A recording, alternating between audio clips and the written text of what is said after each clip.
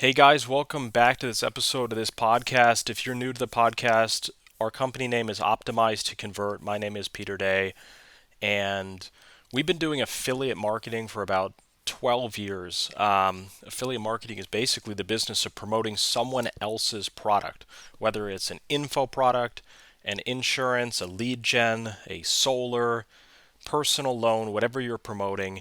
Affiliate marketing is promoting other people's product and you do it on a performance basis. So basically, you only get paid when you're making a lead or a sale or a commission. And basically, how the money is made is you figure out how to drive the traffic cheaper than the payout. Let's say you're running a solar offer, it pays 50 bucks. You're able to go out there on Facebook, TikTok, these different platforms. You're able to get these solar leads for 30 bucks. You're then making a 30 to 45% margin, whatever it is, acquiring at less than the payout. And we've found a strong home in this business model. It took us a long time to figure out how to make it work. We failed for about the first 3 to 5 years, but then we finally cracked the code and we've been scaling this business model pretty strongly. So we're now affiliates for over 500 different companies in the space. We literally work with over 500 different organizations. Some of these are aggregators, direct advertisers, different folks, and we've been able to build up the business to the tune where it did about $50 million of revenue last year. And this year we're pacing for about $70 million of revenue. And if all goes well and according to plan, hopefully by the end of 2024 or 2025, we'll be able to shoot over $100 million just in this affiliate model alone. So we believe there's a lot of upside in the model, and we put together this podcast to teach a lot of strategies that are just not being taught openly in this industry. I mean, a lot of times in this industry, you have to learn by really getting around other people that know what they're doing. And you can do that through going to conferences, trade shows, masterminds. A lot of times, courses have been kind of fluff in our industry because the people making the courses are really just making the courses in order to make money. They are slapping together the material, but it's not so much about the content. It's really about them just selling the course and having the multi seven figure launch. I mean, if it wasn't for the money, they probably wouldn't be making it in the first place, the course. What's different about this channel is we're all about just giving value back to the community, because what we've noticed is as we give value back, a lot of opportunities have been coming back to us in return. A lot of opportunities to acquire clients, promote other people's businesses, have joint ventures, different partnerships. In fact, we've even hired a lot of people just from our social media presence and YouTube and LinkedIn and email list and things like that. So it's a great avenue for us to just build our business, and we love educating and just giving the value back. So in this episode, we're going to talk about building a team. And this is always a really popular topic. I mean, I remember when Tyler and I were training at Charles No's Mastermind back in 2018, I believe. One of the big topics we were talking on was the team thing. It's like it's been on everyone's mind in the affiliate business, how to build a strong team, because you got to realize a lot of people when they're starting off in the affiliate industry, it's just them. And a lot of times it's these young guys, it's like 20-year-old guys, 30-year-old guys in their mom's basement or, in their dorm room or, sharing an apartment with other dudes. It's been a pretty male driven industry. And it's been a lot of these single dudes trying to make the affiliate marketing stuff work. And a lot of times, since they just start off by themselves, they don't have a team. A lot of times, they don't even have a business partner, and they're super interested in just how to build a team, because one of the biggest secrets in this industry to succeed is you need a really good team that is going to be as good as you are, if not better. I mean, it's just classic business 101 in a sense. I mean, if you ask Steve Jobs how he built such a good business, I mean, there's quotes out there where Steve Jobs says that he strives to make sure that the people around him are much more intelligent and much more educated than he is. He wanted to be the dumbest person in the room, and I think that has a lot of merit. So I'm going to share on this podcast our story of how we built our business and how we started to build a team. And what I believe is just by sharing the story, you're going to learn a lot. You're going to learn what we did, how we approached it, and you're going to pick up a lot of golden nuggets. So, when we first started, it was just my brother and I, and we fit that exact kind of profile that I was talking about. Literally, I was 21 years old at the time in college. I went to University of Connecticut. I was 21 years old. My brother was a few years younger than me. He was in college at Charleston, South Carolina. So we're both college students. We're trying to figure out how to make money online because we saw all these ads. And you know, it's funny how I really got very motivated in this industry is I was watching this YouTube video, okay, and there was this guy out of Costa Rica with like this long, grimy hair, and the dude just looked absolutely disgusting, you know, and he looked practically homeless, and he was doing all these YouTube videos and all these blogs and everything about how much money he was making online, and he was earning like $100,000 a month or something. And I was just so fascinated by it. I was like, man, this guy just seems like he's not that smart. He just doesn't really even seem like he has his act together. And the fact that he's making all this money online, there's got to be something here. Um, so that's when I started really venturing into this industry. I started purchasing courses, webinars. I started following that guy's training because he was selling a training. And I just started learning. I started learning how to run ads on Facebook, Bing, Google search. I learned how to even set up a blog. Um, the blog doesn't exist anymore, but I had this entire blog. We were promoting business opportunities. So that was our first venture into this affiliate space. It was actually through the BizOp kind of sector, like these multi-level network marketing business opportunity offers. And we failed a lot. I mean, we didn't get any kind of success until about 3 to 5 years in. And you got to realize it wasn't really a 3 or 5 years of relaxed work either. I mean, we're talking about, I got started and then I got my brother involved. I want to say about 14 months later. It was pretty quickly after I got started. Because Tyler and I have always been really best friends about everything. I mean, when we were in high school, we started a lawn mowing business together in Old Greenwich, Connecticut. We were literally 16 years old. We put some flyers in people's mailboxes, and we had more clients than we were able to handle. We had like 20 lawn mowing clients, and we were making like 2 or 3 thousand bucks a month in high school. So we've always been entrepreneurial. We've always done stuff together. And as soon as I got my eye on this industry, I got my brother involved. And you got to realize for these first 3 to 5 years, it was us working our butts off. I mean, I was literally watching these training videos, trying to figure out how to run ads on Instagram, Facebook. I was trying to get free traffic from doing blogs, and I was literally writing blogs for like 6 hours a day, trying to pick up some free traffic off of SEO. And we were just trying absolutely everything. And I'm telling you, we were literally working for like 8 or 9 hours a day for 3 to 5 years with practically no results. Every dollar we earned with this stuff, I just reinvested back in training. I mean, I think by year 3, we did earn like $30,000 of commissions or something through our blog.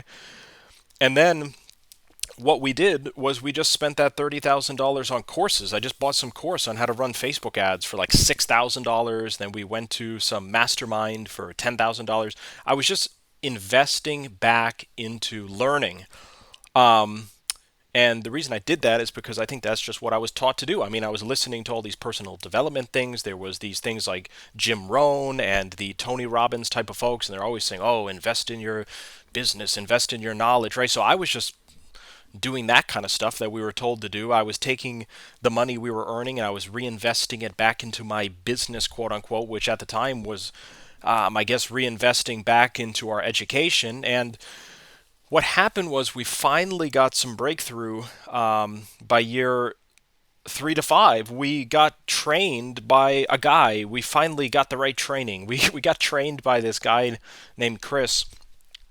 who was posting on Facebook. He was just posting all this stuff on Facebook, how he was earning, like $1,000 a day promoting offers on Max Bounty, and these different networks. And we got him to agree to coach us personally. We paid $5,000, and it was literally the best $5,000, or one of the best $5,000 we've ever spent. I mean, we paid him $5,000. He showed us how to replicate some of the campaigns he was doing in the real estate vertical. And within about 6 months, we went from struggling for 5 years to earning hundreds and hundreds of thousands of dollars within like a 6 month period of time. And that's what really kicked off our business. What we then started to do was we started to explore other offers. We said, hey, if this real estate thing works, well, maybe we can promote some car insurance. So we did promote car insurance. We started promoting a campaign for Uber and Lyft. We started promoting campaigns for health insurance and all types of different lead generation offers, solar, home services. We started getting into all these things. And then what happened was we went to a training conference in San Diego, to get more training. We just figured the training thing is really good. I mean, the training thing is what got us our first breakthrough in the first place, and it can't hurt to get more training. So we spent a lot of money. I mean, looking back on it, it was no cheap training. But this guy Charles No, who is a very popular affiliate marketer, about 5 or 8 years ago, Charles No was conducting a training seminar in San Diego, and he was charging $10,000 a ticket. And my brother and I used some of the money we made to invest in his seminar. So we bought 2 tickets for $20,000 total. We had to fly out there. So this was some $25,000 conference that we went to. Well, this conference ended up being a big breakthrough for us as well, because at this conference, Charles taught for like half of the day on how to build a team. He taught on like how to hire a media buyer, how to hire different components of a team, like video editors, graphic designers. It was all common sense stuff when I look back on it, but at the time it was like, wow, this is so revolutionary. This is so eye-opening. Oh my goodness, we can get a media buyer. We can build a team. So we left that conference very, very fired up, and I made a phone call immediately to this guy to hire him as a media buyer. There was this particular student that was following us online. So this guy was actually purchasing some coaching from us. There was this particular guy that I had in mind that was really following us, and he seemed very studious, and he seemed just very good guy, like very learnable, soaking up everything, stuff like that. So after the conference, I really had him on mind. I'm like, man, I'm going to get him to be my media buyer. And Tyler and I went out. We hired him to be our media buyer, and that was the start of our team in a sense. So at that point, it was me and my brother and this one media buyer, and we were all running ads. I mean, I was running ads. I had these different campaigns going myself. Like literally, I was getting clients, and then when I wasn't getting clients, I was just spending 3 or 5 hours going in, running ads, getting conversions. My brother was running campaigns, and then we had this one media buyer running as well.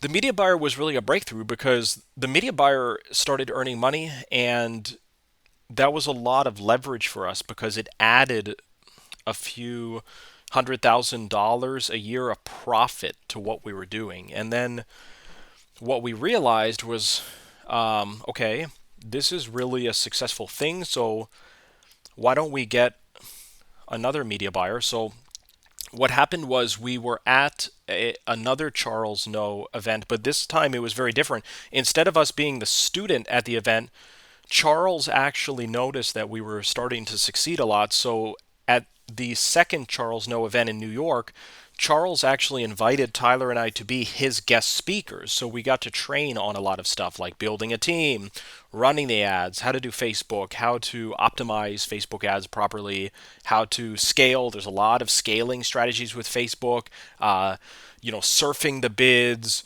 duplicating the ad sets, there's a ton of different methods like that, and Tyler and I have been very privy on that. So what happened was we got invited to be guest speakers at the Charles No event instead of just students. And then how we picked up our second media buyer is we were at lunch with this guy. I'm not even going to name his name because he's actually still on our team. It's crazy enough. He's still on our team, and I don't want him to be poached.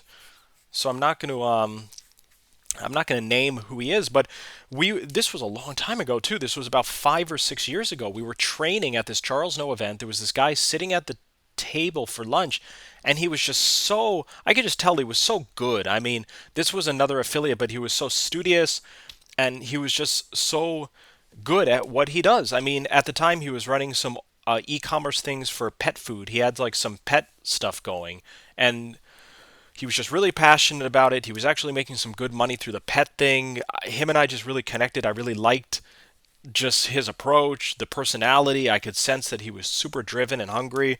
And we even talked really long one night. We stayed up until like 3 in the morning, and we were geeking out about Facebook ads and the pet food, and we were even going to run some pet food together. So we ended up hiring this guy as our second media buyer. He absolutely crushed it. He figured out how to run some things on Facebook with chat bots and all this stuff, and just crushed it. Absolutely crushed it. And then what happened was we made a mistake in our business. We made a big mistake of not actually getting our media buyers on the payroll. Okay, this was a big mistake. So, and you got to listen to this carefully, because there's a lot of people in our industry that are doing this thing where they're getting their media buyers, and it's not really true media buyers. They're more just like joint venture partners or like affiliates. They're not really like a media buyer. So even though we were giving our media buyers a percentage of the campaign, and even though we were giving them, even though it like felt like they were a media buyer, it wasn't really fully our media buyer in a sense. So the mistake was not having the media buyers on the payroll, because what happened was this second media buyer started to do so well on all of his chatbot stuff. He was literally running chatbots on Facebook for real estate, car loans, auto insurance, personal loans, sweepstakes, all this stuff, earning a lot. I mean, really crushing it. But then what happened was Facebook changed their algorithm. The chatbot stuff kind of fell apart, and we started to make no money on his campaigns. Like 3 or 4 months went by, he was not making money, and since he was on commission only as a media buyer, he ended up quitting.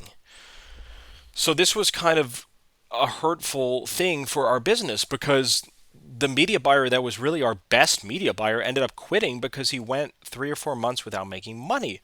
So then we had to go out and we had to get a third media buyer, a fourth, fifth, sixth, seventh, and we still didn't even find one that was as good as the one that left. So a big lesson here is that you have to get media buyers on the payroll. They have to be like an actual employee, full-time, salaried person in your company. They can't just be like a joint venture partner or like a profit share partner or one of these folks that have their hands in like 5 or 10 pies. It just doesn't work. We've been there and we've tried that again and again. And the only media buyers that have been succeeding long term have been the ones that are actually full-time with our company. So we were able to make up for this. We ended up hiring a third, fourth, sixth, seventh, eighth media buyer, and the eighth media buyer ended up just being really good, and just as good, if not better than the one that left. But then the ones that were in between, like media buyer 3, 4, 5, 6, they were okay. And what's really interesting is that this year in particular, I'm fast forwarding quite a lot in terms of time, because there was a lot of success in between now and 5 or 6 years ago. But what's so interesting is that we were hiring recently this year for media buyers. And I just went out on a limb. I said, Tyler, I'm talking about my brother, Tyler. and business partner. I said, Tyler, remember we were crushing it with that media buyer, 5 or 6 years ago? I said, let's get him back. We're going to get him back. I'm going to reach out to him. We're going to tell him how well we're doing. We're going to tell him, that we can offer a better commission now. We can get him on the salary.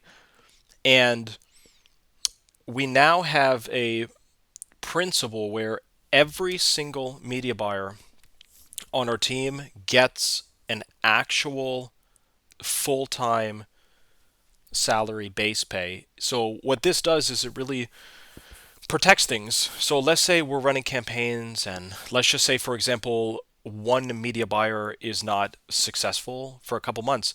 We don't risk that media buyer quitting our company just over some type of lack of success or volatility.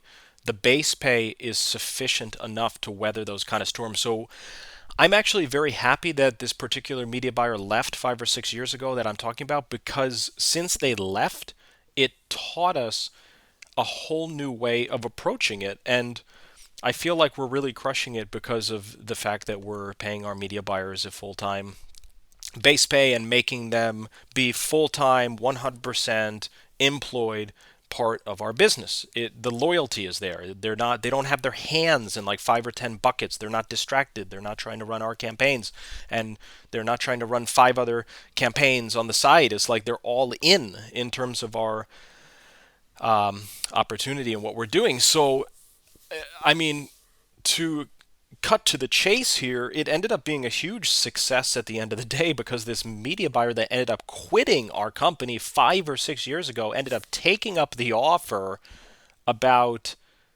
10 months ago to join again under the full-time base pay, salary, better commission. We were able to get him to join again, and this media buyer is literally one of our top 2 media buyers in our entire company now. And we were able to get him back, and he's just crushing it. So I love those kind of stories, and that's something that we're really proud about in our business too. Is we've just been able to have phenomenal retention. Just people love working for us, and the environment is really good. So in terms of building a team, what you have to do when team building is that it's not all about media buyers. You have to build a team where you feel like it's necessary. I mean, a position we hired for almost immediately once we started getting some success was a full-time in-house accounting person. We could literally not do our business without in-house accounting people now. We work with over 500 clients. In fact, it's much more than 500. When I say 500, we just kind of been rounding the number down. I think we literally work with about 605 aggregators or direct clients when I add it all up, because we have them right there in the CRM.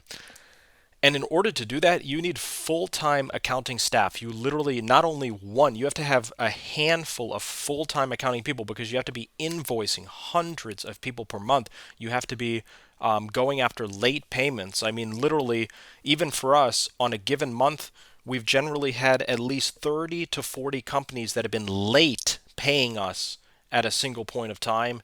Then there's been hundreds that have been paying on time. It's all part of the game, basically. And you have to have full-time in-house accounting is super important. You can't possibly work with that many people and expect to have some kind of like freelance accounting person handle your books and make sure everything. So a position that we hired for really early on was we hired one full-time accounting person that involved into an accounting team. So now we have the full-time accounting person, they have an assistant, and we're training up another person that's helping them a lot too, that joined recently. So we really have a full-time accounting team of 3, and that's just to handle invoicing, accounting, reconciliation, comparisons, things like that. You constantly having to be keeping an eye on things, especially when you're running lead generations. I mean, what if your tracking system says that you have 100 leads, and then you log into the advertiser's portal and they're only showing 50 leads? I mean, that actually happened to us today. We got a message from one of the networks we work with, and they say, "Oh, Optimize, I'm so sorry, but we found out that in July we actually only had like 75 leads on this campaign, but our Everflow was showing like 150 leads. And I'm like, guys, I just don't really feel bad for you. I'm like, why are you finding this out a month and a half later? I mean, we're literally halfway through August, and this company is finding out for the first time that their reconciliations don't line up. Like they paid us 150 leads, and they're finding out a month and a half later that there was only 75 leads that existed the entire time in July. I mean, come on. This is just kind of so elementary. And what I told my team is I said, listen, like that's on them, really. Like, come on, they just were so sloppy running their business and not checking that they themselves are finding out a month and a half later that they just like never actually had as many conversions as their tracking systems said that they had. I mean, and then they've been trying to ask for some money back. Oh, guys, we paid you on these 75 leads that never existed. Do you think we can do something? Like, can we get the money back? I'm like I don't really feel like paying the money back. I'm like, this is just purely their mistake. It's just straight up their mistake. They never had proper accounting in place. They were never checking their receivables, their books. They weren't like even making sure that the their Everflow was lining up with the client's Everflow, and they don't even look at these things until months later. I'm like, guys, I don't really feel like sending these 75 leads back because of their tracking thing that they're finally noticing like months down the line. I mean, it's just not fair because the entire time we were running the campaign, we were going off of their tracking system, like what we thought the numbers really were. So it's just stuff like that. You need to be so much more dialed in. I mean, there's so many companies in our space that are just sloppy organizations. It's just stuff like that and just this garbage and this. And you just got to really have your act together. So I'm going to be doing a lot more podcasts on this team building thing. In this one, I just wanted to really share the story. And some of the big tips here is obviously if you're hiring anybody on your team, you should probably be paying them a full-time salary. I mean, when I just do a little scan of everyone who is on our team right now, everybody is on payroll. Everyone's on salary. I mean, we don't have. I think where a lot of companies are doing it wrong in our space is they have what they think is a team, but it's not really a team. It's just like 10 or 12 people on some kind of commission, and at the end of the day, they're not actually that loyal because if something falls apart or doesn't work for a couple months, they could just be leaving and looking for another opportunity or another job. So I recommend that any media buyers are actual full-time employed legit media buyers, and that your other team members are they're full-time and they're staff and they're real full-time part of the company and everything. So that's a big takeaway. What I'm going to talk about in some of the future podcasts is I am going to talk a little bit about the different positions we've hired for, and obviously there's a lot more to growing a business than just media buyers and an accounting team. But I hope this just got a lot of value in your site. Comment on this below. Let me know what your thoughts are and how this resonates with you, and we'll talk next week in the next podcast episode. Talk soon.